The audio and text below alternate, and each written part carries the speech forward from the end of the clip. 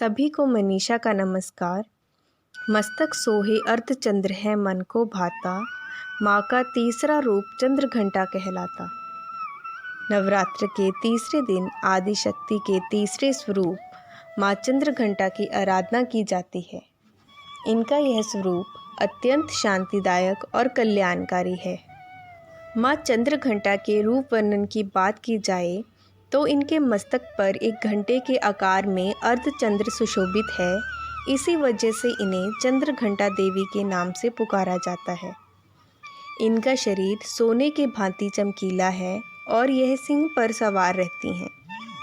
इनके 10 हाथों में से 9 हाथों में कमल, त्रिशूल, कमंडलू, धनुष, बाण, चक्र, गदा, तलवार और घंटी आदि सुशोभित हैं और इनका 10वां हाथ भक्तों को आशीर्वाद देने के लिए रहता है।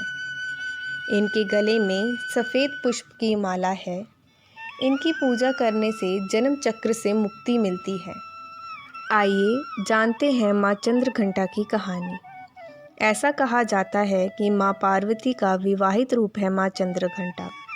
जब इन्होंने अपने ब्रह्मचारिणी रूप में शिव को पाने के लिए तपस्या की थी, तब इनका विवाह शिव से हो गया था और यह माँ चंद्र घंटा नाम से प्रसिद्ध हुई।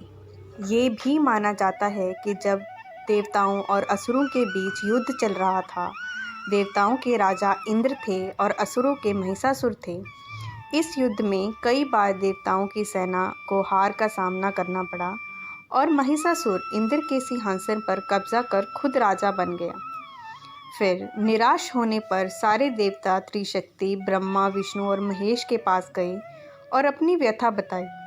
उन्होंने बताया कि महिषासुर ने सूर्य, इंद्र, अग्नि, वायु, चंद्रमा और बाकी सभी देवताओं के अधिकार छीन लिए हैं और स्वर्गलोक पर राज करने लगा है। ये सुनकर ब्रह्मा, विष्णु, महेश बहुत क्रोधित हो उठे और उनके क्रोध से एक तेज उत्पन्न हुआ और बाकी सभी देवताओं के भीतर से भी उसी प्रकार तेजमयी शक्ति बाहर आई और सारी तेजमयी शक्ति मिल गई। यह शक्ति एक पर्वत के समान थी और सारी दिशाओं में फैल गई। उसके प्रकाश से तीनों लोग भर गए। उस प्रकाश से एक देवी प्रकट हुई। उन्हें देखकर सभी देवी देवता बहुत प्रसन्न हुए। शिव भगवान ने उन देवी को त्रिशूल, विष्णु ने चक्र प्रदान किया। अन्य देवी देवताओं ने भी भिन्न भिन्न तरह के अस्त्र शस्त्र देवी को प्रदान किए। इंद्र ने एक घंटा देवी को दिया, सूर्य ने तेजधार तलवार और दिव्य सिंह अर्पित किए। इसी प्रकार विश्वकर्मा ने भी हर तरह के कवच और शस्त्रों से देवी को सुशोभित किया। देवी फिर अपने सिंह पर सवार होकर महिषासुर की ओर चल पड़ी। जब महिषासुर ने देखा कि एक स्त्री बहुत ही सी भुजाओं वाली उनकी तरफ आ रही है, तो उसने अपनी सेना को उनसे युद्ध के लिए कहा। सारी सेना देवी के सामने ढेर हो गई और इसी युद्ध में अहंकारी महिषासुर का भी वध हो गया। यह थी माँ चंद्र घंटा की कहानी। पिंडज प्रवरारूढ़ा चंडकोपास्त्रकैर्युता प्रसिद्धम तनुते मह्यम चंद्र घंटेति विश्रुता। धन्यवाद।